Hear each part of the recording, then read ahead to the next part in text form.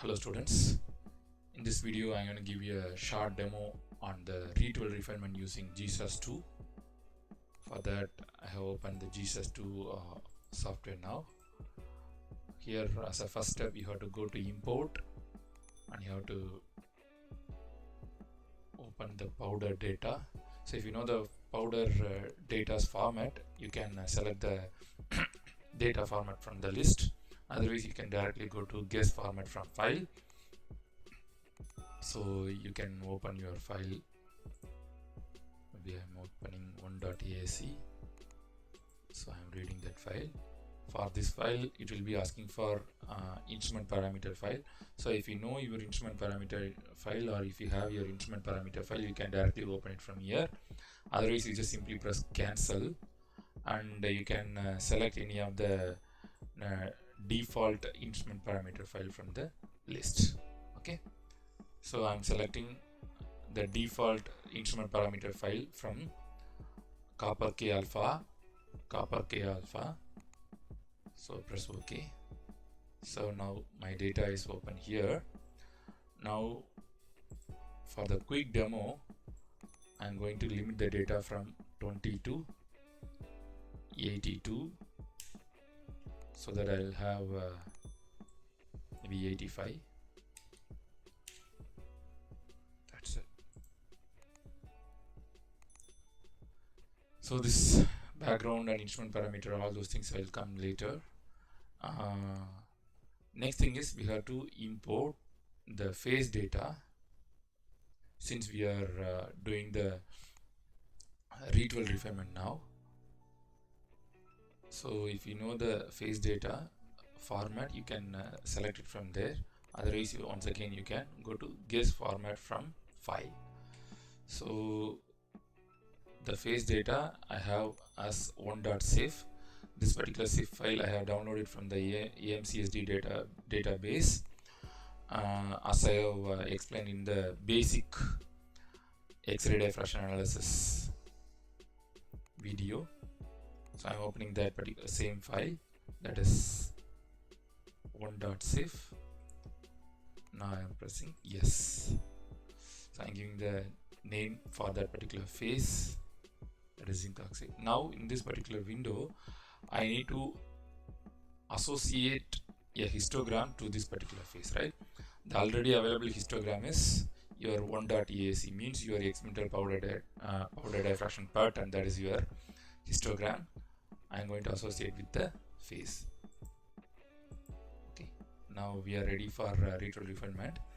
Before starting the Rietveld refinement, what we have to do is we have to go to the instrument parameter, and here you have to select the copper K alpha radiation, exactly the wavelength what you have used for the powder diffraction analysis, data recording. And here you have to go to the sample parameter, and here you have to give the your instrument name, analytical expert pro MPD in my case. Then first thing is I am coming to the as a first step I am coming to the general tab of your phase to refine the unit cell. I am going to refine now by going to that menu called calculate and then refine. Okay, so it will be asking you to save the data, save the project by giving any of the name. I'm pressing save. Now it is running. The status of the refinement can be visible in the bash window. So now the RW value is 30. So next thing is I'm going to move to the background data. Here I'm going to keep the Chebyshev polynomial itself as my background function, and I'm going to increase my background coefficient of the background function to 8. Randomly I'm going to check, refine it. So if you want to add the background points yourself, you can manually add it by following the basic X-ray diffraction analysis video 27 point something, maybe I'm increasing further 27 point something. Now once again 27 point something. Okay, it's not showing any much change, so I'm going to visualize the background, whether my background is good or not. It's somewhat okay. It's quite okay. My background is fitted. Then I'm going to move to the instrument parameter file. First thing is I'm going to refine my zero error. Refine. So my instrument was having some error, that's why this much of refinement means 27 to 21. So good. Next maybe polarization.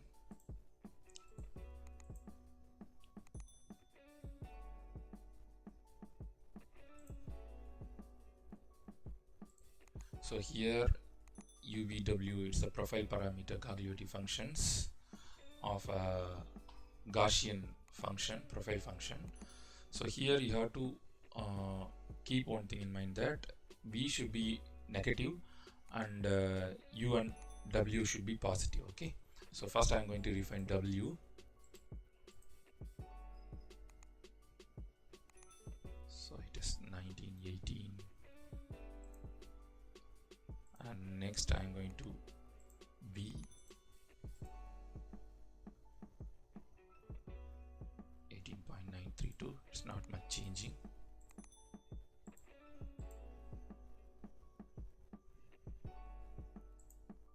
This also not changing a lot. Maybe again W.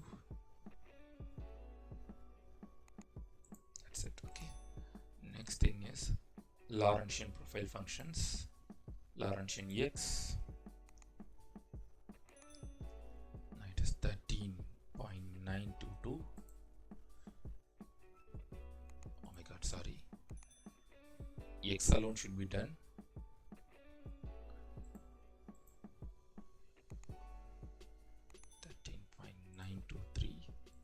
Then Y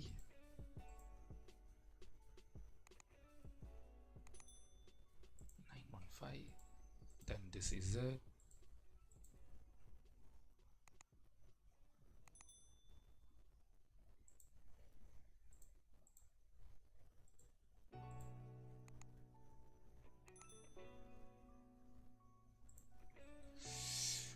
Maybe now I can visualize my peak. Now you just see only the intensity should be refined further. Now the peak width is completely fitted. So maybe before going to that, once again I'm doing this W. Okay, no more changes in it. So I'm going to move to the next step, that is your sample displacement. 13.7, it is getting refined. Then transparency 13.773. So if you have this particular sample transparency to the X-rays, you can determine the thickness of your thin film samples. 13.773, it's not further getting refined. So I'm going to move to the phases again, because we have refined all the instrument and sample related parameters. So I'm going to refine the phase related parameters now. So I'm going to refine the crystallite size and strain here. First I'm going to refine the size. So 13.766. Then the strain from here.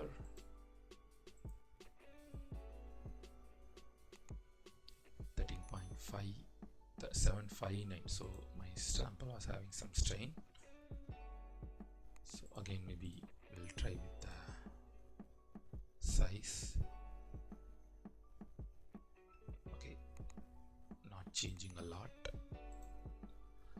then I'm going to move to the atoms.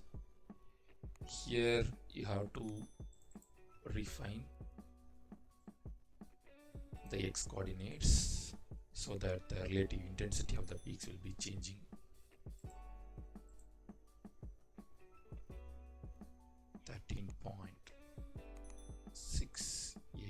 Maybe some error is there, so I'm pressing cancel. So without selecting anything, I'm refining again. 13.753. So here this is a special position, I hope. So I'm refining the oxygen position alone. 753. So it is getting changed.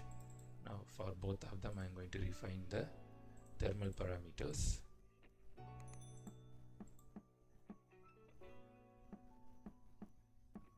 So here also some error is coming.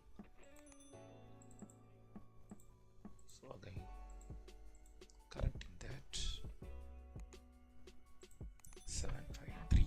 Maybe I'll check with maybe for this particular sample I had to go for U anisotropic, okay, anisotropic thermal parameters, but I have selected now, so I'm going to move with this itself.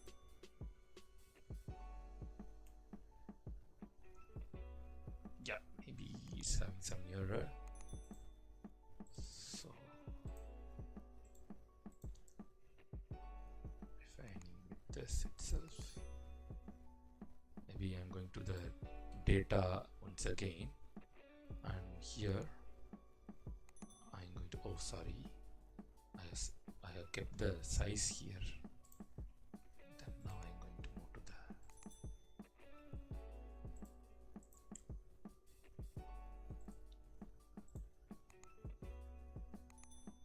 okay, once again it will show you the error itself. Okay, no problem.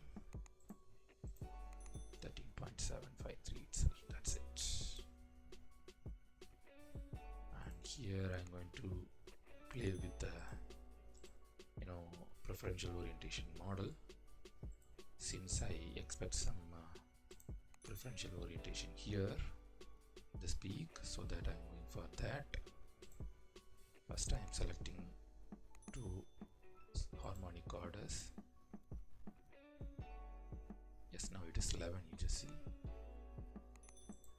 So I'm going to check further with 4, refine, 11.322. Okay, at this point I'm going to stop. Maybe most of my peaks, or it is some the intensity is somewhat over calculated. Maybe I'll take that. Site occupancy.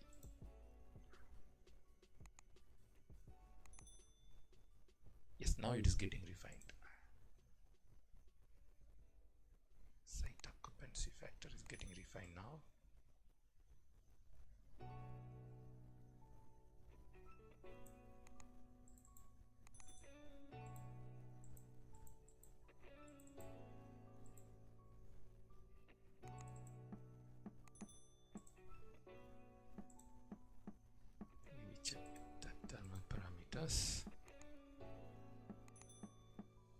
Yes, 11.345. Now it is getting refined. Maybe check with the coordinates now.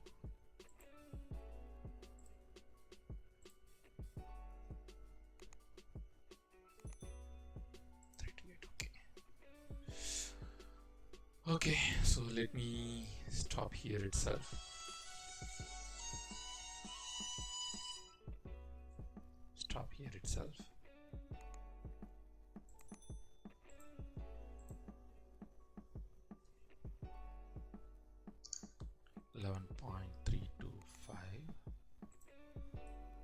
Again the microstrain I'm trying.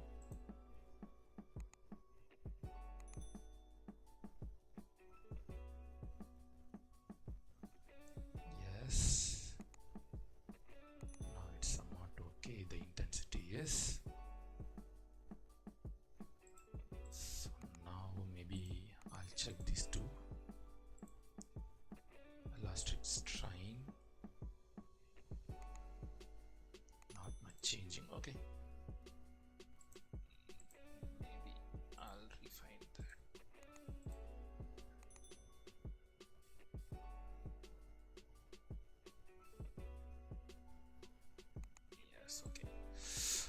Okay, so I'll take this as my endpoint. So maybe most of my peak positions are peak position and peak intensities refined somewhat. I'll check with again with higher order.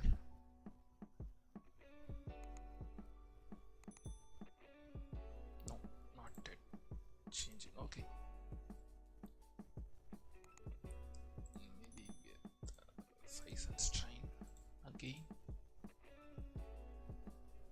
Yeah, it's getting refined now. So my size, crystallite size is 0.472 micrometer, means 472 nanometer. It's a very high, quite very high.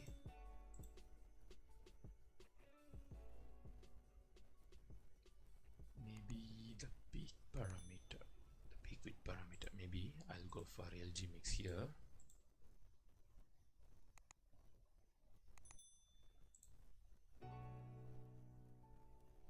It's getting good.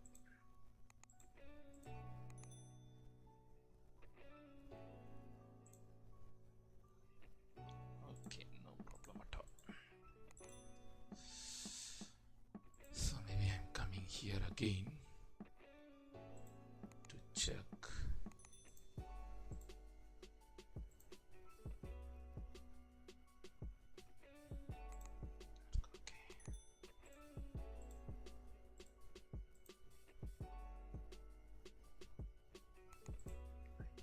Sorry, not this one. B. Okay, it's not getting changed. Okay, so I hope I can stop here itself.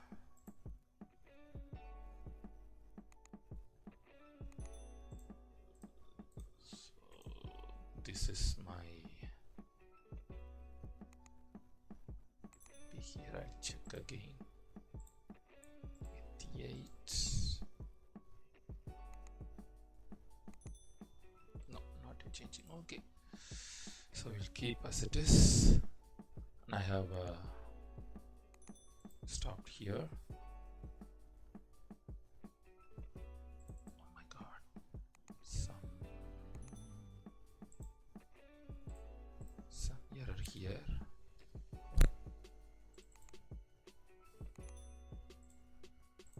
I have not taken the refining this tab.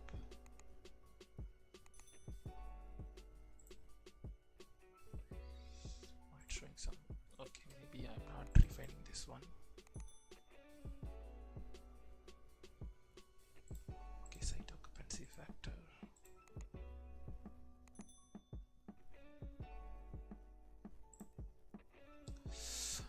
Okay, so I'm going to move to the draw option.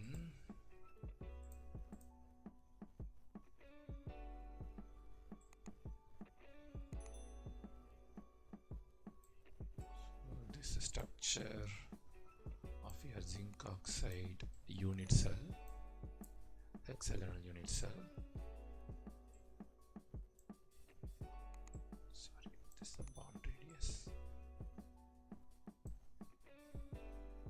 So like that you can see this here. If you want, you can save this from this window. So if you want to change the color of atoms, you can change it from here like this. Sorry, I selected the black color. It's like this, you can change it. So we can upload the data. Maybe I hope I can stop my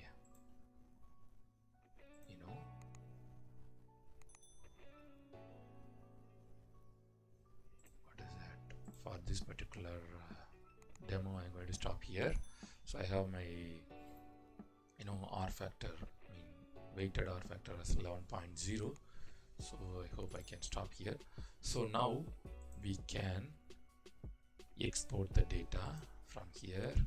Just select entire project as full CIF. Okay, so 12345.cif, that's it.